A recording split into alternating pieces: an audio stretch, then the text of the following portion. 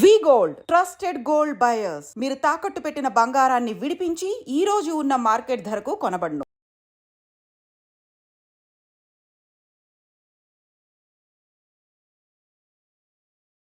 నమస్కారం, welcome to I dream. ధర్మ మార్గం విత్ విజిత కార్యక్రమానికి స్వాగతం. ప్రస్తుతం మనతో పాటు ఉన్నారు ప్రముఖులు శివరుద్ర సాధు గారు. ఇప్పుడు వారితో మాట్లాడి మరిన్ని విషయాలు తెలుసుకుందాం.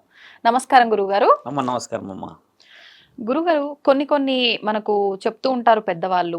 అంటే ఇది పురోహితుల రూపంలో, మంత్ర రూపంలో వినే పదాలు కూడా కొన్ని ఉంటాయి. దాన్ని బట్టి మనం మన జీవితం అంతా కూడా ఇలా ఉండాలి, నిత్యం మనం ఇలా ఉండాలి, ఇలాంటివి మనం ఫాలో అవ్వాలి అని చెప్పి అర్థమవుతుంది. అలా ఒక ఎగ్జాంపుల్ కి తీసుకుంటే ధర్మార్థ కామ మోక్షములు అని చెప్పి అంటూ ఉంటారు. ఏంటి ధర్మార్థ కామ మోక్షములు అనే దాన్ని ఏ రకంగా అర్థం చేసుకోవాలి, దాన్ని ఏ రకంగా ఆచరించాలో తెలియజేయండి. అంటే మనం చాలా చిన్న విషయం నుంచి తీసుకుంటే అమ్మా, సూక్ష్మమైన విషయం ఇది. మీరు అడిగిన ప్రశ్న ఎలా చెప్పొచ్చు అంటే అమ్మా, కలియుగంలో ముఖ్యంగా ఈ జనరేషన్ అంటే గత 25 సంవత్సరాల నుంచి జరుగుతున్న ఈ ఒక పెద్ద ప్రవాహం ఇది. కామం, మద్యం, మాంసం, తర్వాత నృత్యం అని అంటే విలాసవంతమైనది ఏదైనా కావచ్చు, వ్యసనాలు అంటే వ్యసన పరులు. ఈ 3-4 విషయాలు మాట్లాడే ముందు ధర్మం వైపు వచ్చి మాట్లాడవచ్చు. పూర్వం నుంచి మొదలు పెడితేమ్మా, ఋషి పరంపర అన్నది. ఋషి పరంపరలో 7 సప్త ఋషులు, వాళ్ళందరినీ పాలించిన మహర్షి వర్యులు. అంటే ముక్కంటికే తప్పలేదు కామానికి సంబంధించిన పరీక్ష. ఎలా అంటే మీరు అడిగిన దాంట్లో ధర్మం అనే విషయాన్ని చెప్పేసి ముందు మహాపురాణంలో అంటే శివపురాణంలో వివరించిన వివరణ ఏంటంటమ్మా, తండ్రి విశ్వాచారి, బ్రహ్మచారి. ఆయన గారే ఒక సమయం వచ్చినప్పుడు పార్వతీమాతని పెళ్లి చేసుకున్నాడు అన్న తరుణం చూస్తాం. ఆ తరుణం తర్వాత అమ్మ గంగామాతని మళ్ళొక సందర్భం నెత్తిలో పెట్టుకున్నాడు చూస్తాం. ఆ సందర్భం తర్వాత అమ్మ మోహినిని ఆయన గారు కామంతో అయ్యప్ప స్వామి పుట్టుక కారణమయ్యాడని చూస్తాం. ఇలా 3 విషయాలు చూస్తాం. 3 విషయాల్లో మహాముక్కంటికే తప్పలేదు. అంటే మోక్ష మార్గం అనేది పక్కన పెట్టి చూస్తే దైవం నుంచి అంటే ధర్మం అనేది ఎలా ఉంటుందో చెప్తే అమ్మ, ఒక స్త్రీ ఒక పురుషుడి యొక్క వివరణ మాట్లాడితే మాంగళ్య బలం ఉన్న వాళ్ళకు మాత్రమే మీరు అడిగిన ప్రశ్న వర్తిస్తుంది. మాంగళ్య బలం అని అంటే చూడండి, 7 అడుగులు నడిచినప్పుడు, అగ్ని సాక్షిగా నడిచినప్పుడు, మనం ఏదైతే మంగళసూత్రానికి సంబంధించిన విషయ వివరణలు పంచభూతాల సాక్షిగా కడతారో అమ్మ, అక్కడే మీరన్న ధర్మాన్న కామ మోక్షాలు వర్తిస్తాయి. ఇప్పుడు మీరు శివుడికే అది తప్పలేదు కామం వల్ల ఇలా అన్నారు కదా, ఇప్పుడు అంటే అది ఒక పర్పస్ ప్రకారంగా అలా జరుగుతుందేమో. పర్పస్ ప్రకారంగా కాకుండా ఇంకా వివరణలోకి మేము వెళ్తాం. శివుడే విషయం ఎందుకు ఎత్తామనంటే, మహాముఖంటి ఒక నియమాలలో ఉన్నాడు, నిబంధనలో ఉన్నాడు. అంటే తండ్రి ఒక రాక్షసుడి సంహారణ నిమిత్తం ఆ గర్వాన్ని, ఆయన యొక్క అహంకారాన్ని అనగదొక్కడానికని పార్వతీమాతను పెళ్లి చేసుకున్నాడు అని చెప్పేసి పురాణాల్లో ఉన్నది. అంతే. అంటే ఒక ధర్మాన్ని చేయడానికి తండ్రి పెళ్లి చేసుకున్నాడు. ఆ తర్వాత జరిగిన విషయ వివరణలు. ఇప్పుడు మీరన్న విషయము మనకి ఏ విధముగా వర్తిస్తుంది. ఒకసారి శరీరం పుట్టక ముందుకమ్మ ఆత్మ పుడుతుంది. ఆత్మ వ్యవధి ఎంత లేదన్నా కూడా అమ్మ సుమారు 11 రోజుల నుంచి 11 నెలలు. ఆత్మబంధువు పరమాత్ముడు. అంటే ఈ ఆత్మలన్నీ ఎక్కడ ఉంటాయంటే అమ్మ, పరమశివుడి యొక్క గర్భంలో ఉంటాయి ఇవన్నీ. తండ్రి ఇంతకుముందు కూడా నేను వివరించాను, కొంచెం డీప్గా వెళ్ళినప్పుడు. ఆత్మబంధువు అని అంటారు. స్త్రీతత్వం పురుషతత్వం ఎలా వచ్చింది ఇక్కడ? ఆత్మబంధువే ఉన్నప్పుడు, లోకం మొత్తం ఆత్మలే ఉన్నప్పుడు, పరమశివుడు వాటిని పాలిస్తూ ఉన్నప్పుడు స్త్రీతత్వం రావడానికి, పురుషతత్వం రావడానికి గల కారణాలు ఏమిటి? ఒక పురుషుడు ఒక స్త్రీ అనే విషయం మానవ శరీరాలకు జరిగిన విషయం ఏంటంటమ్మా, ఆశ. అన్నీ మనిషి చూడండి, కామాన్ని తినలేడు, అనుభవించగలడు. భోజనాన్ని తినగలడు, అనుభవించలేడు. బాగా గమనించాల్సిన విషయం. మీరు అన్నట్టుగా ఏంటంటమ్మా, ధర్మం నుంచి కామం, కామం నుంచి మోక్షం అని అంటే, ఏ స్త్రీ ఏ పురుషుడైతే ధర్మం ద్వారా భార్య నా హక్కు నా స్థితిగతులను అని చెప్పేసి శారీరకమైన కలయికతో వెళ్తారో, అక్కడ వీళ్ళు ఇద్దరు ప్రేమని అంతిమ స్థితిలో చూడడం. అదే కదా మీరు అన్న మోక్షం అనేది. ఈ మోక్షం అనేది ఈరోజు అనుక్షణం ఉంది. గమనించాల్సిన ప్రశ్న. ఎందుకంటే కామంకి ఈ రోజుల్లో విలువ లేదు తల్లి. విలువ లేదు. మీరు చిన్న కుటుంబాల నుంచి తీస్తే very very well educated persons కూడా కోల్పోతున్న విషయం. ఇప్పుడు కొంచెం వెనక్కి వస్తాం. శివతత్వం మీరు అన్నట్టుగా ధర్మతత్వం విషయం మాట్లాడతామా. ఒకప్పుడు కామం నుంచి ఖచ్చితంగా స్త్రీకి మోక్షం దొరికేది. ఇది స్త్రీకి వర్తించిన మోక్ష మార్గం, ఇది పురుషుడికి సంబంధించిన మోక్ష మార్గం. ఇది కామానికి కామానికి మోక్షానికి స్త్రీకి సంబంధం ఏంటి? ఎలా ఉంటుంది? ఆ, ఒక స్త్రీ ఒక పురుషుడు ఏం చేస్తాడంటే అమ్మ, ఉమ్, 13 సంవత్సరాలకి 14 సంవత్సరాలకి ఈ మధ్య వయసులో ఆడపిల్లలు మెచ్యూరిటీ లెవెల్కి వస్తుంటే ఒకప్పుడు 16వ ఏటనే అయ్యేవాళ్ళు. అవును. మ్యాక్స్ టు మ్యాక్స్ 16 లేదా 17 ఇయర్స్లో అయ్యేవాళ్ళు. ఉమ్, అయ్యేంత వరకు పురుషుడి మీద హావాలు భావాలు పోకపోయేటి, ఆ, ఒక మనిషిలాగానే ఉండేది. ఎక్కడైతే మార్పులు శరీరంలో జరుగుతాయమ్మా, జరిగినప్పుడు ఒక దేవుడి యొక్క కథలు చెప్పడం, రాముడి గురించి, శివుడి గురించి, ఉమ్, దేవాది దేవతల గొప్పతనాల గురించి చెప్పినప్పుడు వచ్చేవాడు దేవుడితో సమానం అనేటిదే ఆ స్త్రీ ఊహించుకోబడుతుంది. అయితే మీరు అడిగిన మోక్ష మార్గము ధర్మ మార్గంలో ధర్మాన్ని మొదట నేర్పిస్తారు. కుటుంబం, ఇల్లు, సంసారం, సౌభాగ్యం, పిల్లలది చాలా పెద్ద విషయం. అసలు ఉమ్, పిల్లల విషయం అనేది అప్పట్లో వాళ్ళకి తెలియకుండానే జరిగిపోయేది. ఇప్పుడు తెలిసినా కూడా పిల్లలు పుట్టట్లేరు. ఉమ్, ఎక్కడైతే అమ్మ ధర్మం ఎలా చెప్తారంటే, ఒక స్త్రీ మనస్సు మొత్తం ఒక పురుషుడిని కంప్లీట్గా ఆయన ధర్మంగా వచ్చే ఒక దేవుడు, ధర్మంగా వచ్చే ఒక మహనీయుడు, ఉమ్, ధర్మంగా నిన్ను ఒక స్త్రీ ప్రపంచం బాగా గమనించాల్సిన విషయం ఏంటంటే అమ్మ, ఒక స్త్రీ ప్రపంచం భర్త మాత్రమే. ఉమ్, ఇది ధర్మశాసనాల్లో రాసింది కూడా. మళ్ళీ భర్తకి ప్రపంచం స్త్రీయే, ఇది కూడా రాస్తుంది. వీళ్ళిద్దరూ ఒకరి దగ్గర ఒకరు ఉన్నంత విచ్చలవిడితనంగా ఎక్కడా ఉండలేరు. అవును. చాలా మటుకు ఈ రోజుల్లో చూస్తూ ఉంటాం. ఈ కొంచెం ఎలా అంటమ్మా, ఎక్స్ట్రా కరికులర్ యాక్టివిటీస్ అయిపోయినాయి. వాళ్ళని ఉంచుకున్నాము, వీళ్ళని ఉంచుకున్నామని, ఆమె నా ఎక్స్ అని, లేకపోతే ఆమె ఇదని, ఆయన నా ఎక్స్ అని, ఇట్లా వచ్చారు కదా. ఇవన్నీ కొంచెం కల్చరలెస్ డిస్కషన్స్ కాబట్టి ఓన్లీ మన నైతిక విలువలు మాట్లాడదాం, సాంఘిక విలువలు. ఉమ్, ఒక స్త్రీ ఎలా ఊహించుకుంటుందంటే అమ్మ, కష్టం, నష్టం, ఇష్టం, సుఖం, ఉమ్, ఇవన్నీ స్త్రీ శరీరంలో చాలా ముఖ్యమైన పాత్రలు. ఎందుకంటే స్నేహితురాలు మోసం చేస్తుంది, ఎప్పటికైనా సీక్రెట్ బయటకు వస్తుంది. అవును. కన్నతల్లి మోసం చేస్తుంది, ఎప్పటికన్నా బిడ్డ బలహీనతలు ఏదో ఒక సందర్భంలో డైరెక్ట్గా అనేయగలదు. ఉమ్, కానీ శరీర సుఖభోగాలని, మానసిక ఆలోచనలని ఎవరికైతే చెప్పగలుగుతుందో, ఎవరైతే దాన్ని స్వీకరించి ఈవిడని ఆ స్థాయిలో పెట్టగలుగుతారో ఆ ఒకే ఒక్క వ్యక్తి పురుషుడే. స్త్రీకే ఎందుకు ప్రయారిటీ గురువు గారు అన్న ప్రశ్న మీకు రాకున్న ప్రేక్షకులకు వస్తుంది. కాబట్టి స్త్రీ యొక్క ఆలోచన ఉమ్, అభ్రబ్రహ్మ లోకానికి పీఠమమ్మ.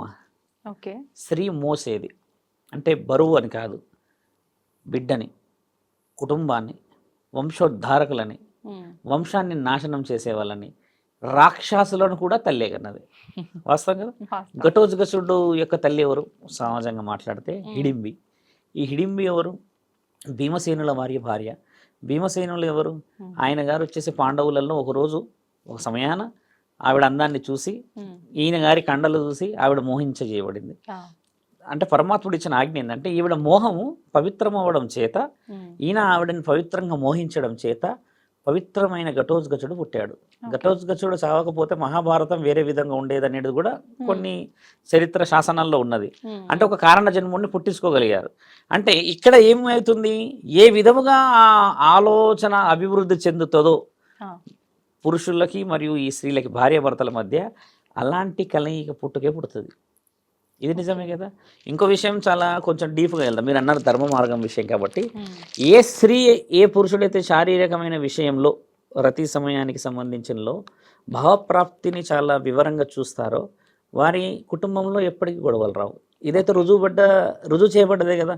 ఈరోజు నేను వచ్చి కూర్చొని చెప్పడం అని కాదు. It is a proven document in any circumstances. If you go for any universities అమ్మ, సైకియాట్రిస్ట్ నుంచి హిప్నటిస్ట్ వరకు, యూత్లో ఫస్ట్ క్వశ్చన్ ఏంటంటే, నేను కాకుండా ఉమ్, నా దగ్గర లేనిది వేరే వాళ్ళ దగ్గర ఏమున్నది అనేది it is a universal fact. ఇప్పుడు మీరన్న విషయం ధర్మం వైపు అనేది ఏంటంటే అమ్మ, ఉమ్, ఒక స్త్రీ ఊహించబడ్డ మొట్టమొదటి పురుషుడు భర్త. అవును. అదే ధర్మం కదా. అవును. ఇక్కడ ఏమి ఊహిస్తున్నారు ఇప్పుడు? ఉమ్, ఫ్లెక్సిబిలిటీస్, 6 అడుగులని 7 అడుగులని అందంగా ఉందా అని, జుట్టు బారెడు ఉందా అని, ఈ చీర కట్టు ఉందా అని, ఎర్రగా ఉందా అని, బుర్రగా ఇన్ని ఆలోచనలు వచ్చిన ఎక్కువగా ఇన్ని ఆలోచనలు వచ్చిన వాళ్ళు సుఖపడరు.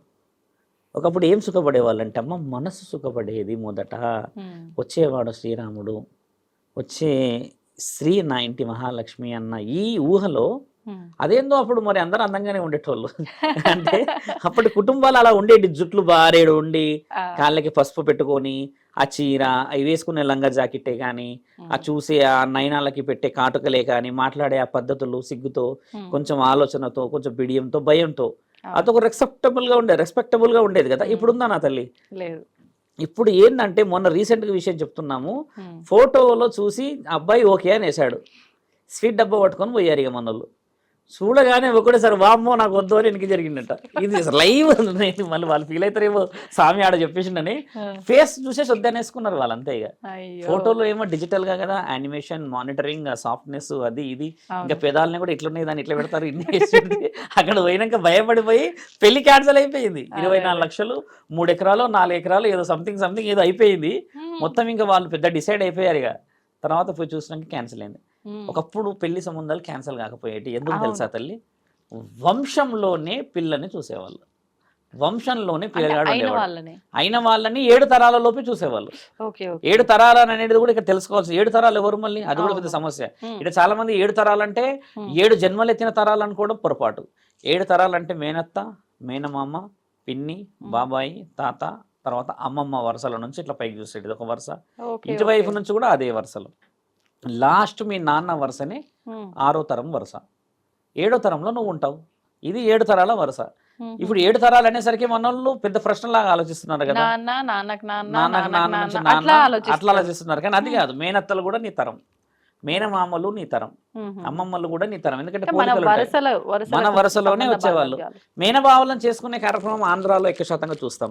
మేనమామలు, మేన భావలను చేసుకునేదేమో తెలంగాణలో చూస్తాం. మామలను అక్కడ చేసుకుంటారు, ఇక్కడ ఇది చేసుకుంటారు. అంటే దాని అంతరార్థం నేను మరోసారి చెప్తాను. మీరు అన్నట్టుగా అమ్మ, ఎవరినైతే ఈ తల్లిదండ్రులు చెప్పుతారో చెప్పిన వ్యక్తిని స్త్రీ ఊహించగలదు. అదేవిధంగా 5గురు మహాపతివతల గురించి చెప్పి గొప్ప గొప్ప గుణగణాల గురించి చెప్పినప్పుడు, స్త్రీతత్వం ఎలా ఉంటుందో అని చెప్పినప్పుడు 18వ ఏట పురుషుడు ఊహించుకున్న స్త్రీయే ఆ పెళ్ళి అయ్యే రోజు ముందు ఇద్దరి మధ్యలో నుంచి తీసే ఆ పరద. అక్కడ ఇద్దరికి తెలిసిపోతుంది రాముడు సీత అన్న ఆ ఊహ వచ్చేస్తున్నప్పుడు. చీకటి చాలా ప్రమాదకరమైనది ఈ రోజుల్లో. ఒకప్పుడు చీకటి సుఖవంతమైనది. కొంచెం వైల్డ్గా చెప్తాం మేము, ప్రేక్షకులకు అర్థం కావాలి కాబట్టి. ఒక స్త్రీని ఒక పురుషుడు, ఒక పురుషుడిని ఒక స్త్రీ కామంతోని కాకుండా మనస్సుతోని, మీరు అన్నట్టుగానే ధర్మంగా, నా హక్కు, నా భార్య, నా ఇల్లు, నా సంసారం అని 25-30 మంది ఉమ్మడి కుటుంబాలు ఉండేవి ఒకప్పుడు. వాళ్ళందరికీ అమ్మ ఒక రూమ్ ఉండేది, అందులోనే శారీరక కలయిక అందరూ. ఇప్పటికీ కొన్ని ఊర్లు ఉన్నాయి అలాగా. శారీరకంగా ఆ రూమ్లో ఎవరైనా ఉన్నారు అంటే మిగతా వాళ్ళు అండర్స్టాండ్ చేసుకోవాలి, అర్థం చేసుకోవాలి, డిస్టర్బ్ చేయకూడదు. అంటే ఈ తరుణం ఉన్న పెద్ద పెద్ద కుటుంబాలు ఉన్నాయి ఇప్పటికీ. అలా ఉన్నప్పుడు వాళ్ళకు కూడా ఒక అర్థమయ్యేది. అంటే ఏకాంత సమయం అనో, లేకపోతే వాళ్ళిద్దరికి సంబంధించిన విషయం అనో, భార్యాభర్తలు అన్న విషయం ఉండేది. ఇక్కడ చీకట్లో కేవలం ఒక దీపం మాత్రమే ఉండేదమ్మా. అప్పుడు ఏం జరిగేది తెలుసమ్మా? ఇది చాలా మైక్రో లెవెల్ ప్రశ్న మీరు అడిగింది. ఒక స్త్రీని నిజముగా, ఒక పురుషుడిని నిజముగా అంతరాత్మతో చూసుకునే సమయం. ఇంత వెలుగులో కూడా అసలైన అందమని, అసలైన మనస్సు అని చూడలేకపోతున్నారుగా. చీకట్లో చూసే ఆ మనసు ఎన్ని కుటుంబాలను నిలబెట్టేసింది ఈరోజు చూసారా? తరాలు నిలబడిపోయినాయి. ఇప్పుడు ఇంత వెలుగులో కూర్చొని అంతటి మెత్తటి పరుపులో ఉండి కూడా జీవితాన్ని ఎందుకు గెలుస్తలేరనంటే, ఈయన గారు శారీరక వ్యామోహానికి మాత్రమే, అదేదో ఎంటర్టైన్మెంట్ లాగానో అదేదో రిలీఫ్ కోసం మాత్రమే వెళ్ళడము. ఇందులో ఇంకో సెన్సిటివ్ డిస్కషన్ కూడా చాలా అవసరం ఏముందంటమ్మా, నేను గతంలో కూడా ఒకసారి చెప్పాను. ధర్మం అనే విషయం కాబట్టి ధర్మంలో ఉన్న చిన్న చిన్న మైక్రో లెవెల్ పాయింట్స్ ఏంటంటమ్మా, ఒక స్త్రీ విషయము చాలా మట్టుకు ఊహించి ఆ ఆలాపనాన్ని అనుభవిస్తారు వాళ్ళు. అంటే భర్త పువ్వులు తెస్తాడని, బట్టలు తెస్తాడని, ఇంకా లేకపోతే ఇంకేదో కొనుక్కొస్తాడని ఆలోచిస్తారు. కోరికలతో ఆలోచించి ఏం చేస్తారు? భర్త రాగానే ఏం తెచ్చినా వాళ్ళు స్వీకరిస్తారు, అది వేరు విషయం కదా. ఇక్కడ పురుషుడి విషయం చెప్తున్నాం. దానికి ఏంటంటే, ఇప్పుడున్న పరిస్థితుల రీత్యా అమ్మ, పురుషుడు కళ్ళు చాలా పెద్దగా అయిపోయాయి.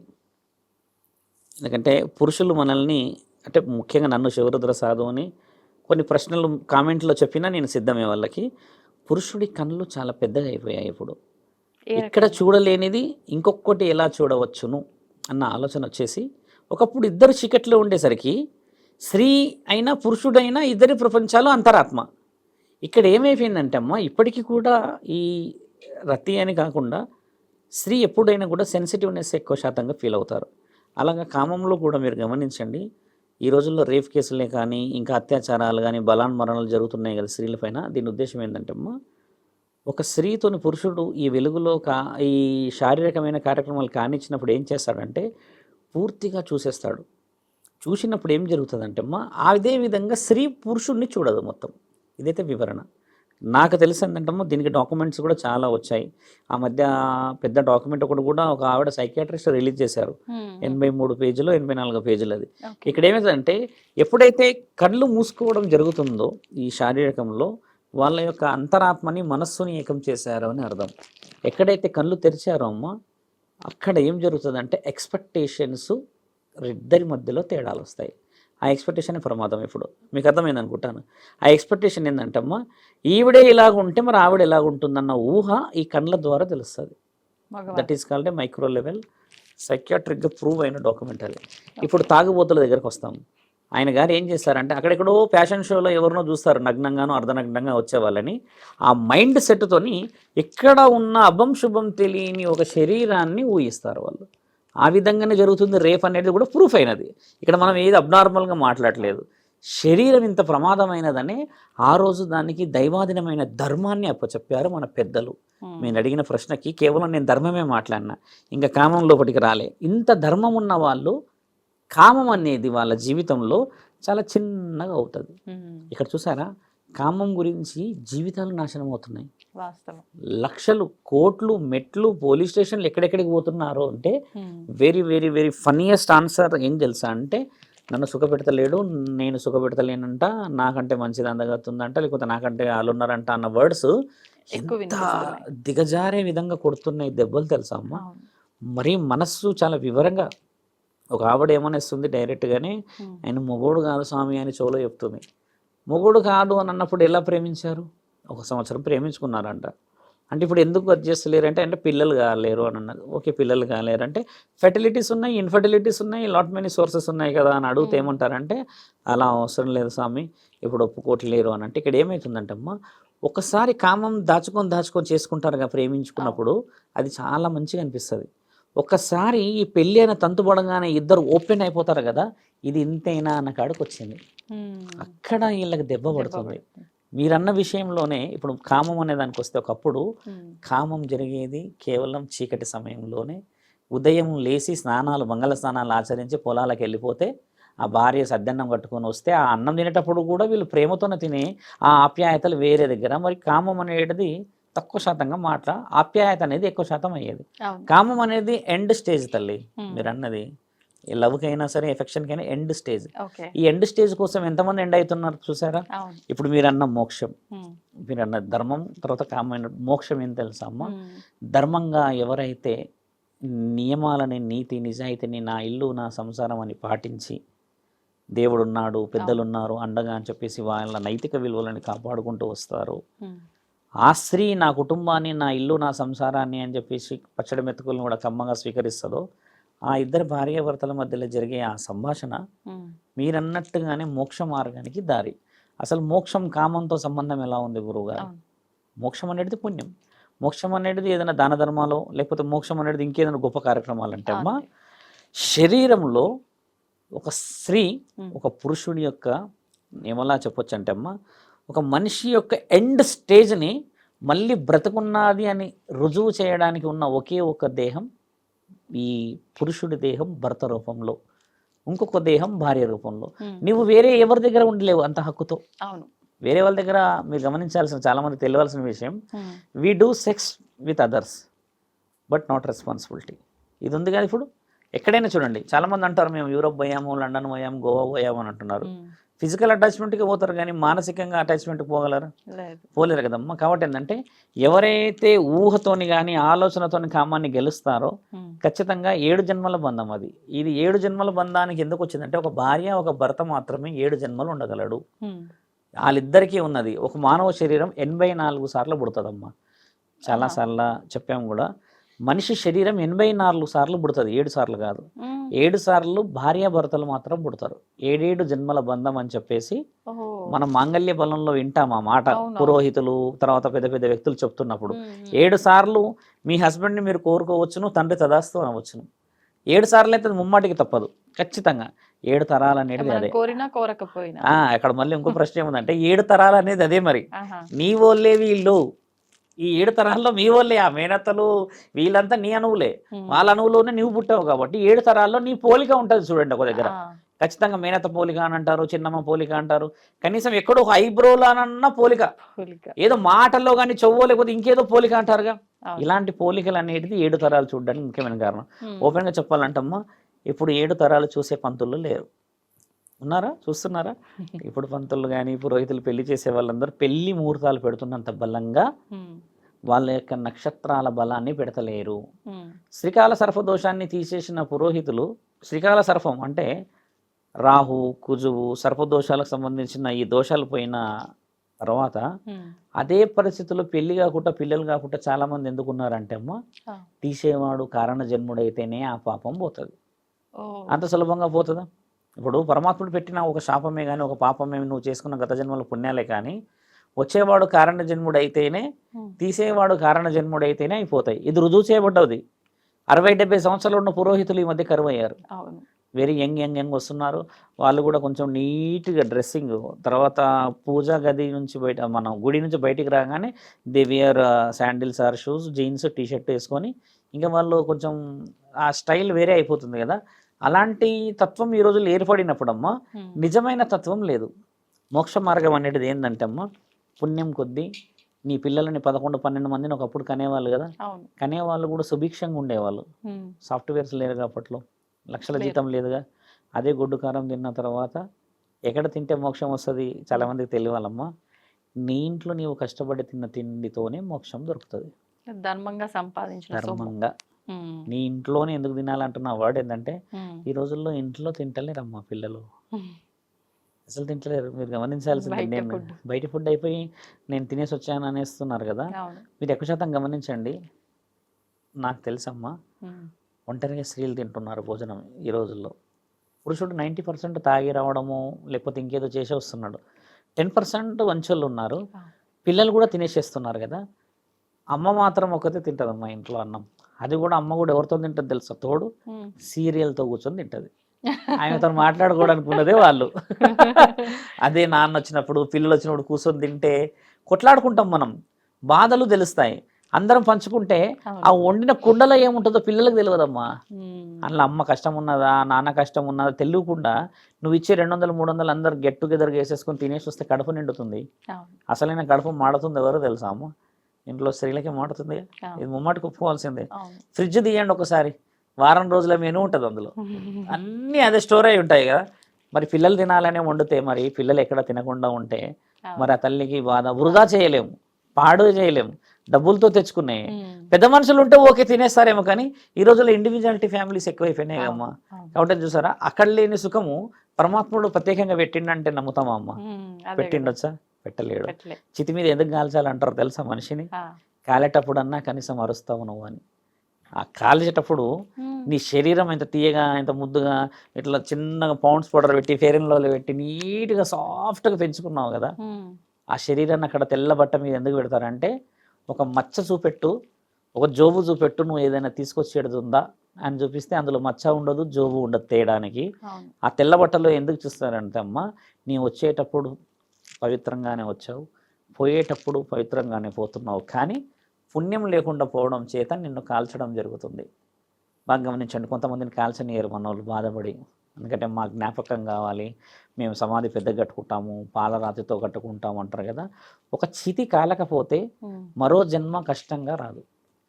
కొంతమందిని చూడగానే ఏమనిపిస్తుంది అంటే అమ్మ, ఏ జన్మ పుణ్యం చేసుకున్నాడో, ఎంత నిమ్మలంగా ఉన్నాడు మనిషి, ఆస్తులన్నీ కూడా పెట్టేసేసి అలా బాల్కన్లో లగ్జరీగా తిరుగుతున్నాడు అని అనిపిస్తుంది కదా. ఈ జన్మ పుణ్య ఫలితం కాదు, ఏదో జన్మలో చేసుకున్న పుణ్య ఫలితాన్ని పరమాత్ముడు పుట్టిస్తాడు. మోక్షం అంటే ఏం తెలుసా అమ్మ? మనిషి దగ్గరికి అన్ని రావడం కాదు, మనిషి అన్ని తెచ్చుకొని సుఖం అనుభవించడం. అనుభవించటం. ఇదే కదా మీరు అన్న ధర్మము, కామము, మోక్షం. ఈ 3 కేవలం ఒక ఆడ, ఒక మగ, అందులో భార్యాభర్తలకు మాత్రమే వర్తిస్తాయి. ముఖ్యంగా చాలామంది చెప్తున్నాం మోక్షం అనేది యువకులకి వర్తించదు, కామము వర్తించదు. మీరన్న ధర్మాంధ కామములు అనేది కూడా పరమాత్ముడి ఆజ్ఞతోని మాత్రమే నీ యొక్క శరీరాలకి పుట్టక ముందుకి అక్కడ ఆకాశ మార్గంలో ఆయన గారు చేసే స్వర్గపు పెళ్ళిళ్ళల్లో ఆత్మలకు జరుగుతాయి. మీ ఇద్దరు కలవాలి అని అప్పుడు మాత్రమే ఆత్మలకి అంటే నీ యొక్క సోల్స్ తోని ఫస్ట్ డిసైడ్ అవుతుంది ఈ ఆత్మ ఈవిడకి, ఈ ఆత్మ ఈయనకి అని.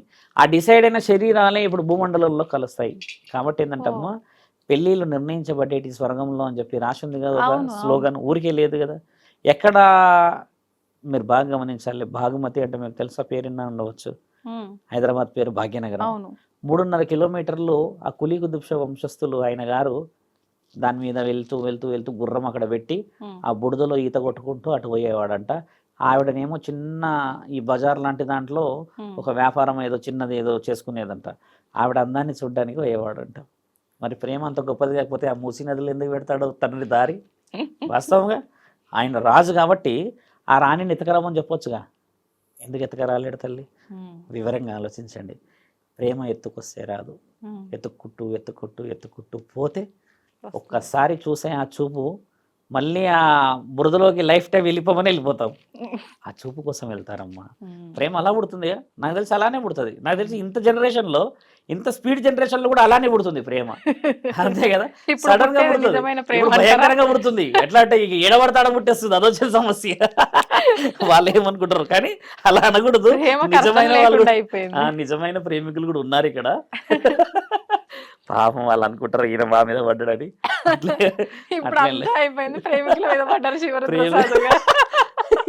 ధర్మాంధం మోక్షం అనేదమ్మా ముఖ్యమైనది. ఇలాంటివి చెప్పట్లేరు. నేనేమంటా అంటే పురోహితులు చెప్పాలి తల్లి, మోక్షము ధర్మము చెప్పవలేను. పెద్ద మనుషులు అయిన తర్వాత ఆడపిల్లలకి రీతి నేర్పించడం ముఖ్యమైనది, పురుషుడికి రీతి నేర్పించడం ముఖ్యమైనది. ఎందుకంటే అమ్మాయిలు ఈ రోజుల్లో మెచ్యూరిటీ 13-14 ఇయర్స్ వచ్చిన తర్వాత అమ్మ 16th 17th ఇయర్ వచ్చేసరికి వాళ్ళ శరీరాలు ఒకసారిగా చూస్తే 25-30 సంవత్సరాలలాగా అయిపోతున్నారు. వయసు ఎక్కువ. ఎందుకంటే అమ్మ హైబ్రిడ్ ఫుడ్, హైబ్రిడ్ వాతావరణము, వీటన్నిటికి మించి హైబ్రిడ్ ఐస్. నువ్వు చూసే ఈ యూట్యూబ్ కానీ ఈ ఫేస్బుక్, ఇన్స్టాగ్రామ్ ఏమవుతుందంటే బాడీలో మొబిలైజేషన్ ఎక్కువ ఉన్నది. అంటే ఈ హార్మోన్స్ హెవీ ఫిల్టరైజేషన్, ఈ హెవీ ఫిల్టరైజేషన్ అయిపోయేసరికి 40 సంవత్సరాలలో చూడాల్సిన బ్లడ్ షుగర్లు ఇవన్నీ 22-30లకు వస్తున్నాయి. అంటే దాని కారణం మన చేతిలో ఉన్నది. దాన్ని ఎలా తీసుకోవచ్చు వెనక్కి అనే విషయం చాలామంది ప్రయత్నం చేస్తున్నారు ఇప్పుడు. కాబట్టి మీరు అడిగిన ధర్మ, కామ, మోక్షాలు అనేటివి చూడండి అమ్మా, చాలా చిన్న విషయాలు కావు ఇవి. ఇంకా డీప్గా పోవచ్చు, చాలా డీప్ విషయాలు. తల్లిదండ్రుల ముఖ్య పాత్ర ఇక్కడ చాలా అవసరం అమ్మా. So behaviour of parents, if childrens the cross 14-15 years అమ్మా, parents has to behave like a friends, they have to behave like a colleagues, and they have to share each other discussions. What about family, what about environment, what is the scenario in the society. అది miss అయిపోయేసరికి బిడ్డకి బాధ అయిపోతుంది. మాట్లాడతాను లేడు, కోట్లాడుతున్నాడు, ఎందుకు అరుస్తున్నాడు, ఎందుకు, ఇది వచ్చేస్తుంది. ఫ్రస్ట్రేషన్లలో మాట్లాడిన కుటుంబాల్లో ఏమైపోతున్నాయి అంటే బిడ్డ కూడా ఫ్రస్ట్రేషన్. కొడుతుంటే నిలబడిపోతున్నారు. మీరు గమనించండి పిల్లల్ని, కొడుతుంటే ఇంకొకటి కొడతాడేమో మహా అంటే అనుకుంటున్నారు. నేను అనేది ఏంటంటే మనసుకు కొట్టాలి దెబ్బలు. ఒకప్పుడు ఎంత తిట్టేవాళ్ళు తెలుసా అమ్మ, అంటే నిలబడి తిట్టేవాళ్ళు తల్లి. ఎన్ని తిట్టేవాళ్ళు తెలుసా, నువ్వు సుంటవని, నువ్వు అదని ఇదని, తిట్టికే సిగ్గుపడి పెట్టాడు. ఇప్పుడు తిట్టులకు ఇట్టలేరు, దాటిపోయింది కదా, ఎదురు దెబ్బ కొట్టే పరిస్థితి. ఇందాక విన్నాముగా, ఒక అతను వచ్చాడు గట్కేశ్వరం నుంచి, పెళ్ళయిందంట, అదైందంట, నాన్నని కొట్టిండంట అబ్బాయి. ఆ నాన్న కొట్టిండనే ఆ మాట చెప్పడానికి 15 నిమిషాలు తీసుకుంటా. ఆయన ఏడుపు, ఎంత ముద్దుగా పెంచుకున్న ఆ బిడ్డ కొట్టిండంటే ఆయన ఆ రోజే చచ్చిపోయినట్టు. నాన్న ఏదైనా మార్గం ఎత్తనండి స్వామి, కొడుకు మంచిగా అయిపోవాలి అని వచ్చిండు ఆఖరికి మళ్ళీ. కానీ నా కొడుకుని ఇట్లా చేయాలి అట్లా చేయని రాలేడు. ఆయనకు చెప్పే వర్షనే మారిపోయింది. ఇందులో చాలా డీప్గా ఉంటాయి, విల్ డిస్కస్ అబౌట్ అదమ్మా విషయాలు. నిజంగా చాలా మంచి విషయాలు తెలియజేశారండి, చాలా డీప్ గా. అంటే మీరు అన్నారు ఈ సబ్జెక్ట్ చాలా పెద్దది, మనం వివరించలేము ఇప్పుడు, కానీ అయినా కూడా మీరు వివరించిన విధానంలోనే చాలా చక్కగా అర్థమయ్యేలా వివరించారు. ధన్యవాదాలండి. నమస్కారం.